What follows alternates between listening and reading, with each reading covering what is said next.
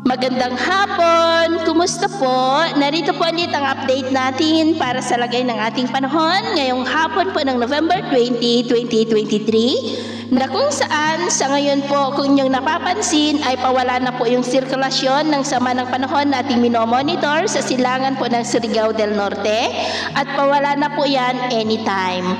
At ang sirkulasyon naman between Palawan and Zamboanga Peninsula ay patuloy pong paglakas nito at bukas ay posibleng dadaan na po dyan sa may Palawan at pagsapit ng Miyerkules, makakalabas na rin po yan sa ating area of responsibility at posibleng maging bagyo pero palayo na po dito sa atin. At sa atin naman pong long range forecast ay wala naman pong bagyo na nakikita na tatawid dito sa malaking bahagi ng ating bansa. Posibleng hanggang sa matapos ang buwan na ito ay storm free po muna tayo. At sa lagay ng ating panahon ngayong hapon ay patuloy pa rin po ang pag-iral ng amihan dito sa malaking